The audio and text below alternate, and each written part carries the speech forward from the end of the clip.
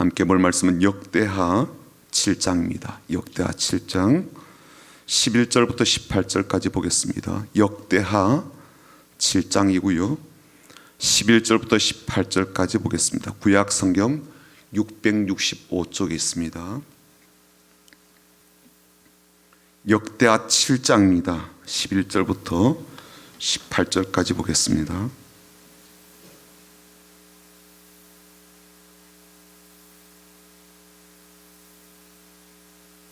역대하 7장 11절부터 18절까지 우리 같이 읽어보겠습니다.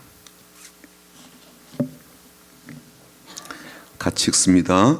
솔로몬이 여호와의 전과 왕궁 건축을 마치고 솔로몬의 심중에 여호와의 전과 자기의 궁궐에 그가 이루고자 한 것을 다 형통하게 이루니라. 밤에 여호와께서 솔로몬에게 나타나사 그에게 이르시되 내가 이미 네 기도를 듣고 이곳을 택하여 내게 제사하는 성전을 삼았으니 혹 내가 하늘을 닫고 비를 내리지 아니하거나 혹 메뚜기들에게 토산을 먹게 하거나 혹 전염병이 내 백성 가운데 유행하게 할 때에 내 이름을 일컫는 내 백성이 그들의 악한 길에서 떠나 스스로 낮추고 기도하여 내 얼굴을 찾으면 내가 하늘에서 듣고 그들의 죄를 사하고 그들의 땅을 고칠지라.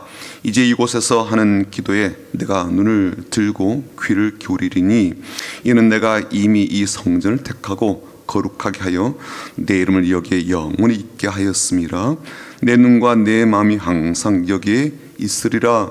내가 만일 내 앞에 행하기를 내 아버지 다윗이 행한 것과 같이 하여 내가 내게 명령한 모든 것을 행하여 내 율례와 법규를 지키면 내가 내 나라 왕위를 견고하게 하되 전에 내가 내 아버지 다윗과 언약하기를 이스라엘을 다스릴 자가 내게서 끊어지지 아니하리라 한 대로 하리라. 아멘. 오늘 말씀은 이렇게 시작하죠. 11절 보시면 솔로몬이 여호와의 전과 왕궁 건축을 마치고 솔로몬의 심중에 여호와의 전과 자기 궁궐에 그가 이루고자 한 것을 다 형통하게 이루니라 라는 말씀으로 시작합니다. 솔로몬은요, 아버지 다윗이 이제 준비한 건축 자재 그걸 가지고 또 더불어서 아버지를 통해서 하나님께로부터 받은 성전의 이제 청사진을 따라서 성전을 완공하게 됐죠. 그 성전이 이제 완공된 뒤에 온 나라에서 공포를 하였습니다. 그리고 일주일 동안 크게 하나님 향하여서 제사를 드리고 축제 시간을 갖게 됩니다. 그 낙성식에 드린 제물이요, 소가 무려 22,000마리입니다. 22,000마리를 도축한다고 생각해 보십시오. 어마어마한 일이죠. 양은 몇 마리인가 보았더니 12만 마리. 이게 뭐 한 사람씩 잡는다 할지라도 어마어마해요. 그러니까 그 규모가 참 크다라는 것을 알 수가 있죠. 그리고 또다시 7일을 더해서 성회를 열고 하나님 앞에 모여서 절기를 지키는 일을 하였습니다. 그리고 나서 솔로몬에게 찾아오신 이제 하나님의 이야기를 오늘 본문에서 보게 되는데요. 성전도 짓고 낙성식도 어마어마하게 치렀으며 또 온 백성이 즐거이 자원함으로 절기를 더하여 지킨 이 일들을 보게 될 때 우린요, 하나님께로부터 또 솔로몬에게 또 이스라엘 백성들에게 참 좋은 이야기, 그야말로 복된 이야기를 듣게 되겠구나라는 예상을 하게 됩니다. 그러나 솔로몬이 하나님께로부터 들은 이 말씀은요, 우리가 기대하는 또 예상되는 그런 말씀이 아니에요. 하나님께서 솔로몬이 드린 이 기도를 이제 들으시고 또 그와 온 백성이 힘을 모아 지은 성전을 하나님이 머물러 계시는 집으로 삼으셨다면 당연히 그 집을 통해서 솔로몬에게 혹은 이스라엘 온 백성들에게 크고 이제 놀라운 복을 주시고 내가 너희와 함께 하겠다라는 은혜의 말씀을 주실 것을 우리는 기대하고 예상을 합니다. 그런데 그 예상은 완전히 빗나간 듯이 이렇게 말씀하시죠. 13절 보십시오. 솔로몬에게 들려주신 말씀인데요. 혹 내가 하늘을 닫고 비를 내리지 아니하거나 혹 메뚜기들에게 토산을 먹게 하거나 혹 전염병이 내 백성 가운데 유행하게 할 때, 이 말씀에는요, 세 가지 재앙을 이제 말씀을 합니다. 이게 이제 옵션이에요. 옵션.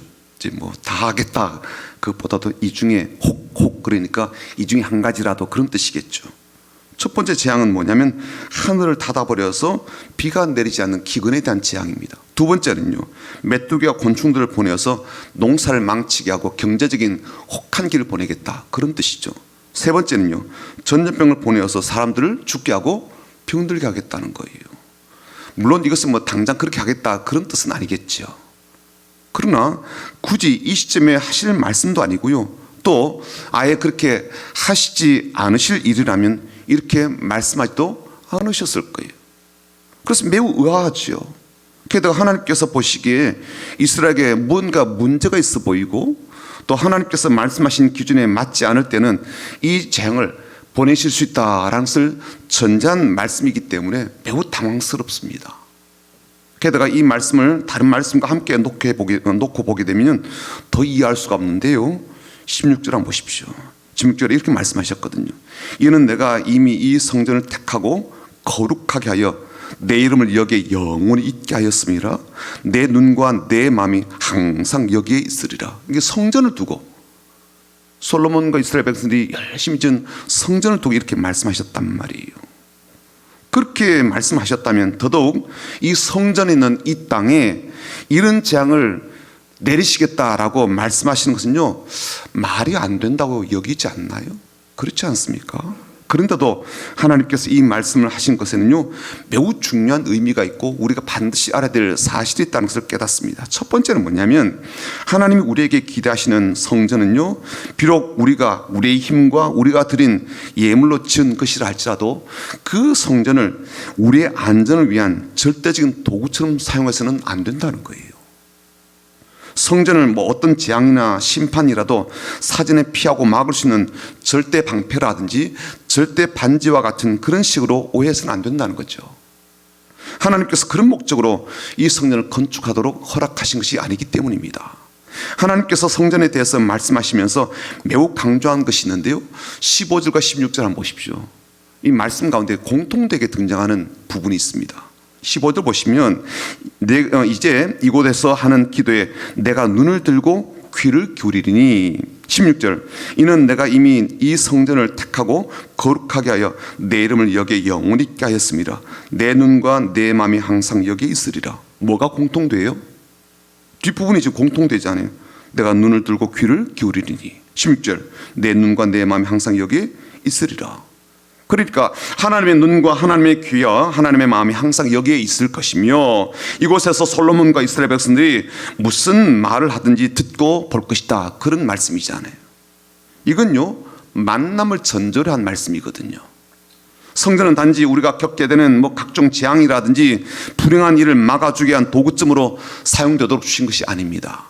철저하게 하나님과의 만남을 위한 장소이죠. 그래서 하나님은요, 하나님의 눈, 하나님의 마음, 하나님의 귀가 항상 이곳에 있을 것이라고 말씀하신 겁니다. 너를 만나고 너로부터 이야기를 듣고 너와 나의 마음을 서로 확인하고 공유하는 그런 자리로 성전을 생각하신 것이죠. 그래서 허락한 거예요. 두 번째, 우리가 현실적으로 이제 뭐 재앙이라든지 문제와 어려움을 만나게 되거나 닥칠 때입니다. 그때 우리가 취해야 될 자세가 뭐냐? 두 가지인데요, 그 중에 한 가지는 최소한 우리가 돌아봐야 될 세 가지 문제가 있다는 것을 인식함이 필요합니다. 첫 번째, 무엇을 돌아보는가? 점검해야 될 것. 내가 떠나야 될 악한 길 위에 서 있는가? 나는 지금 어디에 서 있는가라는 거예요. 혹시 내가 지금 서 있는 그 길이 악한 길인가? 떠나야 될 길 위에 내가 지금 서 있는가? 이걸 점검하라는 거죠. 두 번째, 뭘 점검해야 되는가? 내가 교만해서 겸손치 못한 모습은 없는가? 내가 거만한 모습은 없는가? 점검하라는 거예요. 세 번째는요, 나는 하나님의 얼굴을 구하고 하나님의 임재를 갈구하는가? 이걸 점검하라는 거예요. 일이 터진다면, 무슨 일이 생겼다면, 재앙이 닥쳤다면, 큰 어려움을 겪고 있다면 이 세 가지를 점검해 보라는 거예요.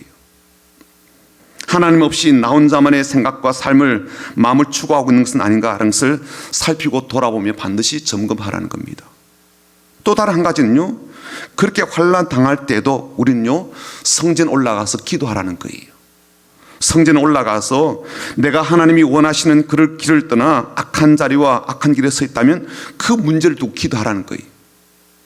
낮은 자리가 아니라 높은 자리를 구하며 교만함과 거만함으로 살아왔다면 겸손치 못한 자신을 내어놓고 기도하라는 거죠. 사람을 의지하고 사람을 찾고 사람에게 인정을 구하며 그런 자리를 떠나지 못하고 빙빙빙 돌고 있는 그런 삶을 구하며 살았다면, 그래서 정작 하나님의 임재와 하나님의 함께 하심을 구하지 않고 살았다면, 그런 것이 드러나고 깨달았다면 그 부분을 두고 성전에 올라와서 기도하라는 거예요. 하나님이 성전을 건축하도록 허락하신 중요한 이유가 바로 이것 때문입니다. 하나님 앞에 나오도록, 하나님의 얼굴을 찾도록, 하나님의 임자심을 구하도록 이 전을 세우게 하신 것이죠.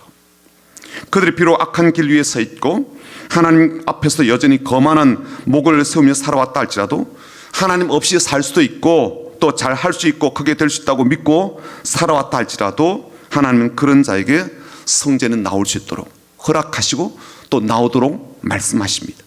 하나님은 그런 상태 속에 있는 사람이 하는 어떤 기도라도 들으실 준비가 되어 있고 또 마음이 되어 있으시며, 어떤 모습으로 나오더라도 외면하지 않고 바라보시며 마음을 내어주실 수 있으시기에 하나님은 이렇게 말씀하신 거죠. 이는 내가 이미 이 성전을 택하고 거룩하게 하여 내 이름을 여기에 영원히 있게 하였음이라. 내 눈과 내 마음이 항상 여기에 있으리라.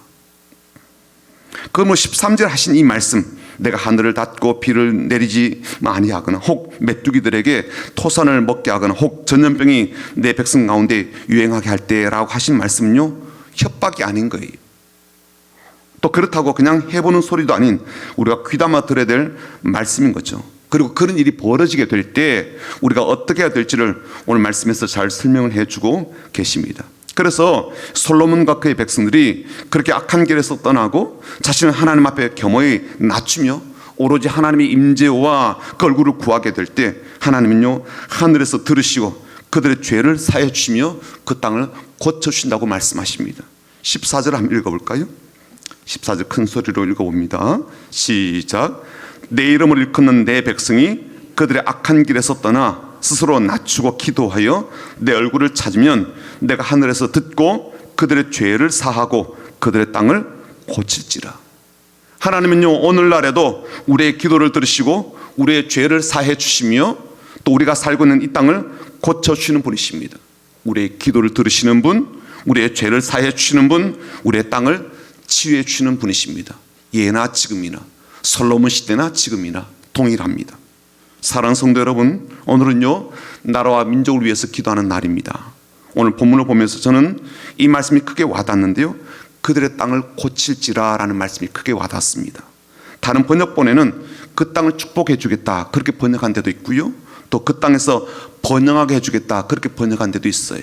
하지만 저는 개역개정에서 표현한 이 땅을, 그 땅을 고쳐주겠다라고 한 이 번역이 참 마음에 많이 와닿습니다. 우리가 살고 있는 이 땅 혹은 토양을 생각하게 해주기 때문입니다. 땅은 정직해서요 무엇을 심든지 그대로 되돌려주죠. 좋은 것을 심으면 좋은 것을 되돌려줍니다. 나쁜 것을 심으면요 나쁜 것을 그대로 드러내게 되죠. 지금 이 나라의 이 교육계의 토양은 어떨까요? 교육 전반으로 이루어지는 토양은 어떻습니까?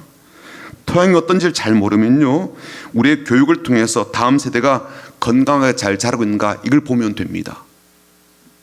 지금 자라고 있는 우리 아이들의 모습은요 우리 민족의 미래에 대해서 전혀 걱정이 되지 않는 그런 토양이라고 보여집니까? 어떻습니까? 정치권의 토양은요 말 하나 많아죠. 그렇죠? 보고 있으면 화딱지가 나잖아요. 언론계의 토양은 좀 어떨까요? 같이 프레임에 막 말려서 때로는 주도하기도 하고 뒤에서 그렇게 조작하기도 하고 그러지 않나요? 종교계의 토양은 어떨까요? 좋은 것들 많이 산출해내는 그런 토양일까요? 교회 토양은 어떻습니까? 하나님을 찾고 하나님께 부르짖는 그런 토양인가요? 하나님 보실 때 예배라도 제대로 드리고 있는 그런 토양인가요? 그 정도가 아니라면 최소한 겸손할 줄을 아는 그런 토양일까요? 끊임없이 남 탓을 하고 끊임없이 남을 공격하고 끊임없이 자신의 이익과 자신의 마음과 자신의 감정을 더 크게 소중하게 여기는 이기주의적인 그런 토양은 아닙니까? 토양의 상태는요 무엇이 자라고 있는지를 보면 알 수가 있습니다. 또한 무엇이 자라지 못하는 것인지 그것도 보면 알 수가 있어요.